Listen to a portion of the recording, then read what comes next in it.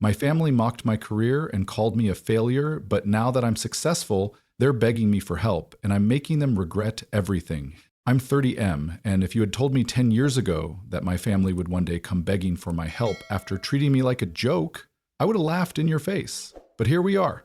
Growing up, I was always the odd one out. My parents, particularly my dad, had this traditional mindset that success only meant one of three things: doctor, lawyer, or engineer.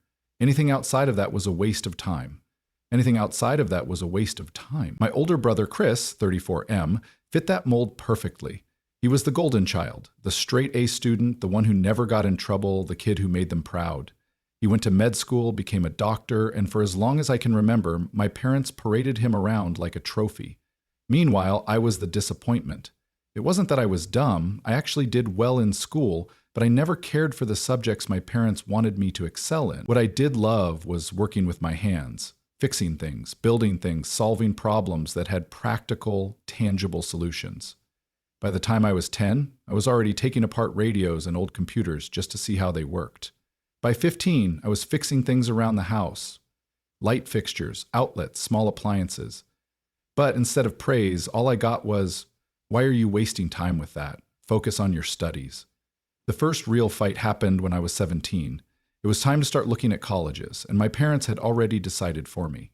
I would be applying to engineering programs. Never mind that I had zero interest in it. Never mind that I had already made up my mind.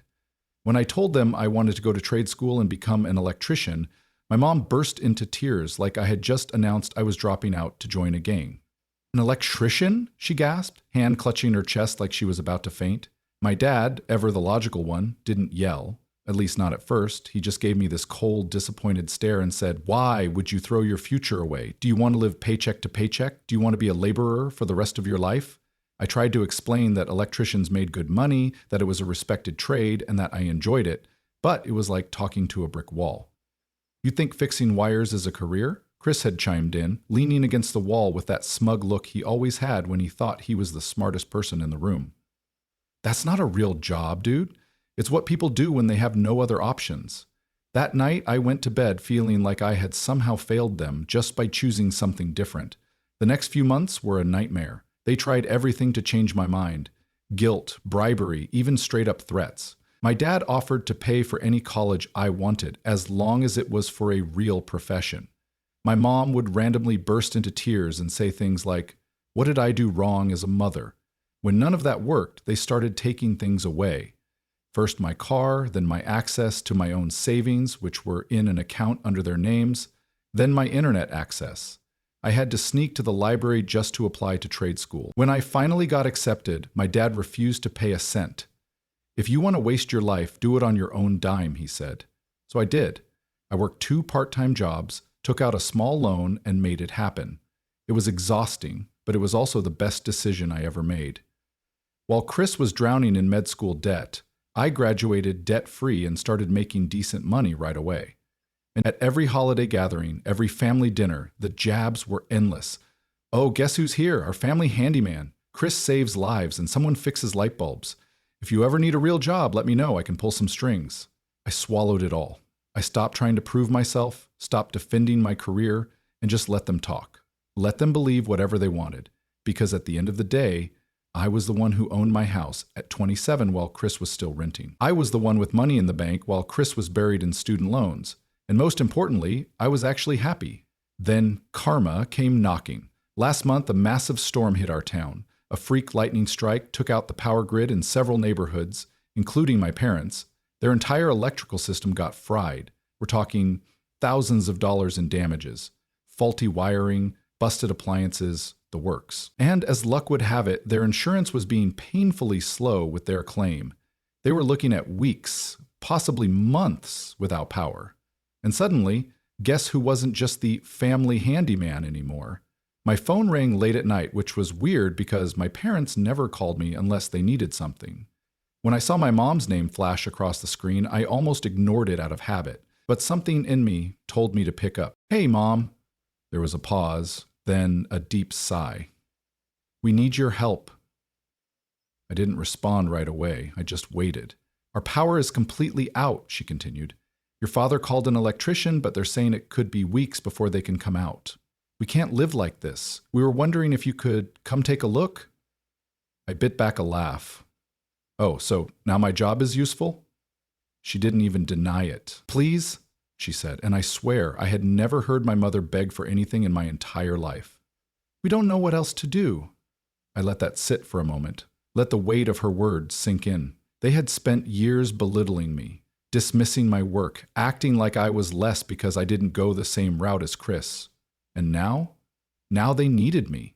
I had all the power, literally, and I had every intention of making them earn my help. I stared at my phone for a long moment, letting my mother's plea hang in the air.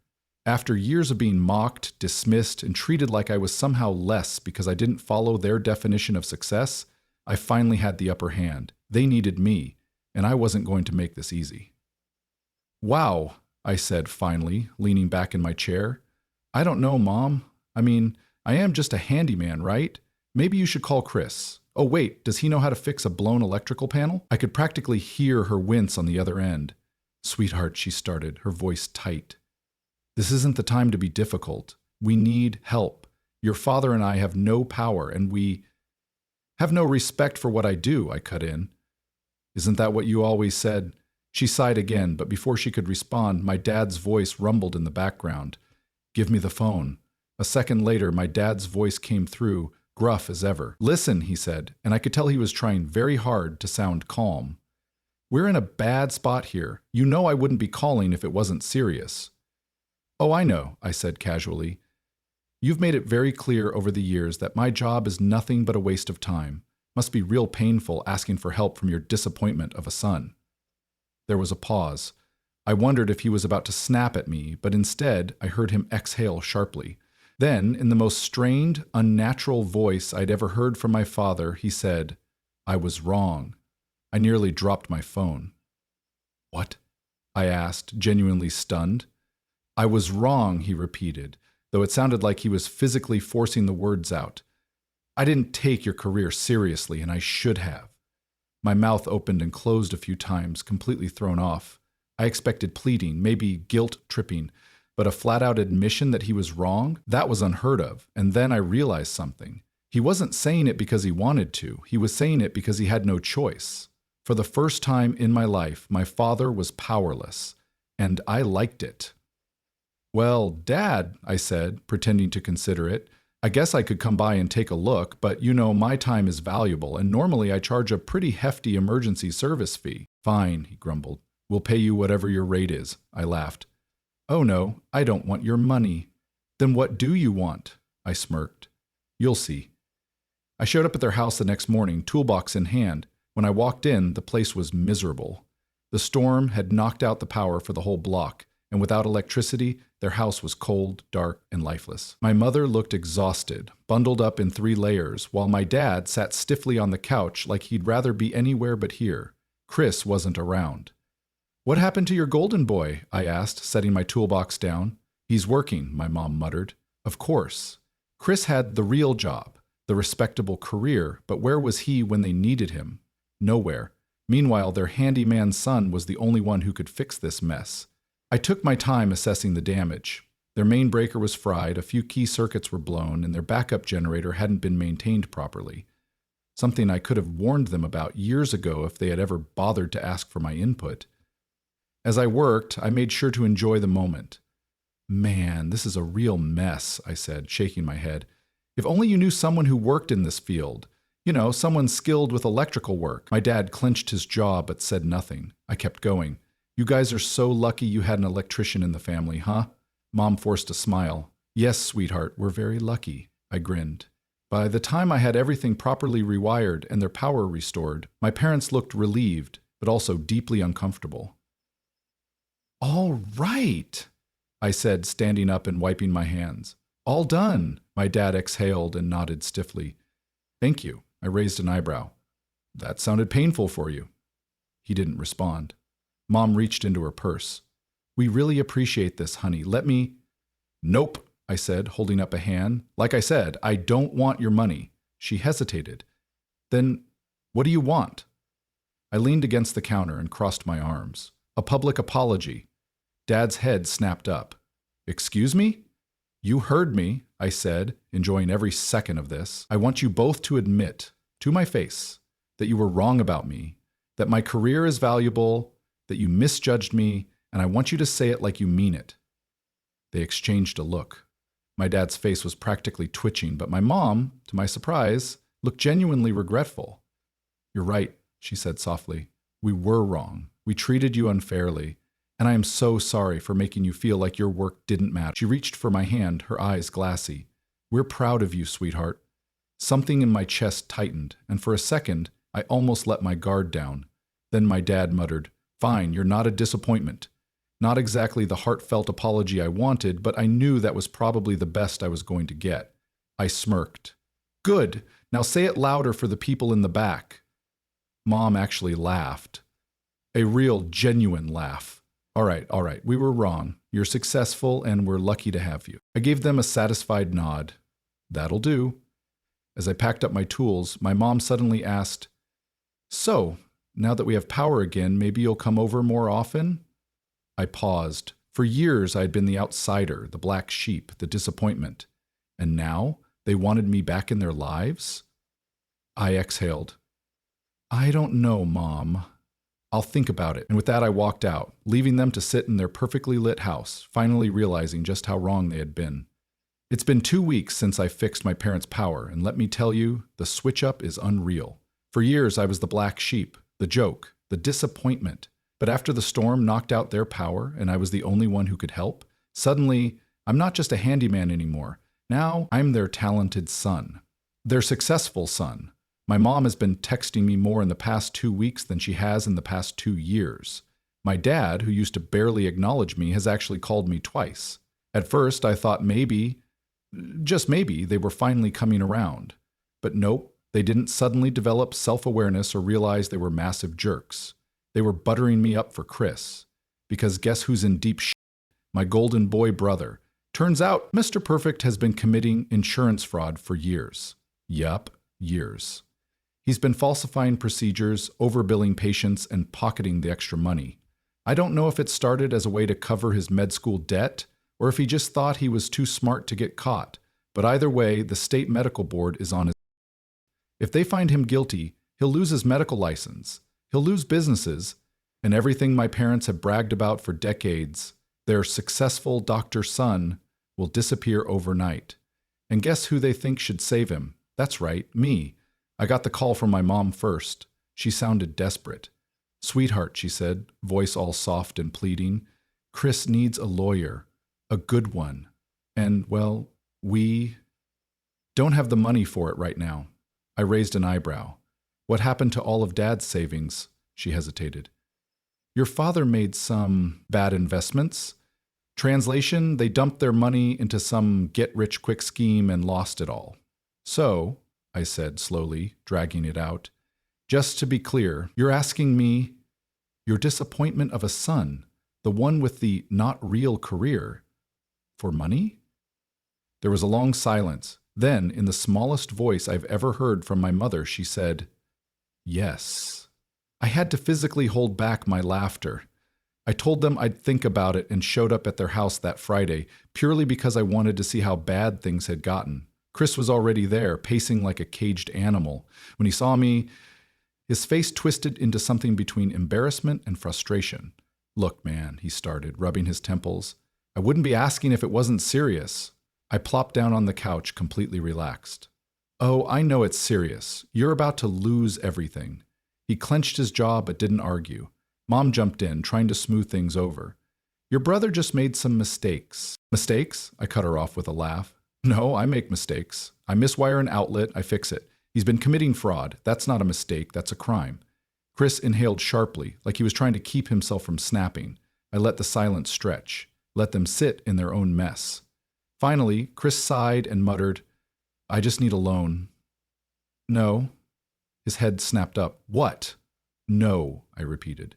You spent years treating me like garbage. You and Dad made me feel like I was worth nothing. And now, the second you're in trouble, I'm supposed to swoop in and save you? Nah. Chris swallowed hard, but before he could speak, my dad, who had been silent this whole time, finally chimed in. You don't turn your back on family. I turned to him and laughed. Oh, now we're family? I asked, raising an eyebrow. Where was that energy when you let Chris talk down to me every holiday? When you called my career a joke? When you made me feel like shit for not going to college? You don't get to play the family card now. My dad's face turned red. Chris, though? He was boiling. I could see it. The way his fists clenched, the way his nostrils flared. He hated that I had the upper hand. But I wasn't done. You know what? I might be willing to help, I said casually. Chris's head snapped up, hope flickering in his eyes. But there's a catch. Mom leaned forward. Anything, sweetheart. I want both of you to admit, right here, right now, that you were wrong about me. That my career is valuable, that I was never a disappointment, and that I am more successful than Chris. The room went dead silent. Chris let out a bitter laugh. You're joking. Do I look like I'm joking? I turned to my mom first. She looked uncomfortable, but also guilty? Like she knew this moment had been a long time coming. Finally, she exhaled and said, You were right. I tilted my head, louder. She swallowed and met my eyes. You were right, she repeated. We misjudged you, and we owe you an apology. She actually looked genuine. I didn't expect that. Then I turned to my dad. His jaw was clenched so tight I thought he was going to break a tooth. But finally, he exhaled and muttered, We were wrong. I nodded, satisfied. Then I turned to Chris. Your turn. His hands curled into fists. Go to hell. I shrugged. Guess you'll have to figure this out on your own then. I stood up and started walking to the door. Chris shot up from his seat. Wait. I stopped. His voice was strained, like he was physically forcing the words out. You're not a disappointment, I smirked. And? He exhaled sharply. You're more successful than me. I grinned. There it is. I didn't give them money. I loaned it. With a contract and interest. Because if there's one thing my father taught me, it's that nothing in life is free. Chris ended up settling before it went to trial. He lost his medical license but avoided jail time. As for my parents, they're still adjusting to the fact that their failure of a son is the only one keeping the family afloat. And you know what? I've never felt better. It's been a few months since I helped Chris out of his mess. And by helped, I mean I loaned him the money with interest because, let's be real, he never would have done the same for me. So where are we now? Well, Chris lost his medical license. He avoided jail, but his career is dead. No hospital will touch him, and private practices don't want to hire a fraud. He went from being my parents' pride and joy to an unemployed mess overnight. And my parents? They're finally realizing that the son they worshipped, he's not their golden ticket anymore. But I am. It started subtly. My mom called more often, just to check in. My dad tried making small talk, which, if you knew him, was wildly out of character. They started inviting me over for dinner weekly, which, if you've been keeping up, is a massive shift from the once-a-year pity invites I used to get. At first, I thought maybe they had finally seen me for who I was and wanted to make up for lost time. But no, the shift wasn't about me, it was about them. Because they were broke. A few weeks ago, I got another late-night call from my mom. This rare sweetheart, she started, voice softer than usual. I hate to ask, but your father and I are in a bit of a tight spot. I leaned back in my chair, already knowing where this was going. Oh, I said. And what kind of tight spot are we talking about? She hesitated. Well, we're struggling a little financially. Your father's investments haven't panned out, and with Chris not working, it's been difficult. Difficult? I had worked 2 part-time jobs to put myself through trade school, while Chris had every expense covered for him. I had gone years hearing them call me a failure while they dumped thousands into supporting him. And now they wanted me to fix it? No. Just no. So, I said slowly, dragging it out because I was enjoying this, are you asking me for money? She sighed. We wouldn't ask unless it was serious. I smirked. So we've officially reached the part of my redemption arc where the disappointment son is now the family ATM. Sweetheart, it's not like that, I cut her off. No, Mom, it is exactly like that. Now here's where I might lose some of you, because part of me actually considered helping them. Not because I felt bad, but because a small, stupid part of me wanted to believe this could be the thing that finally made them see me as equal. That maybe, just maybe, if I helped them now, they'd realize I was never the failure they made me out to be. But then I remembered. I remembered every joke, every dismissive comment, every time they made me feel less than because I didn't fit their mold. And suddenly, the decision was easy. Here's the deal, I said. I'll help you on one condition. My mom jumped at it. Of course, sweetheart. Anything, I smirked. You sell the house. Dead silence. What? My dad finally said, his voice sharp. You heard me, I said, completely calm. Sell the house, downsize, get a smaller place you can actually afford. My mom sounded horrified. But this is our home. I shrugged. And I'm sure Chris can find you a nice apartment somewhere, maybe even help with rent. Oh, wait. Chris, who had been silent this whole time, finally exploded. You're a bastard, you know that? He snapped.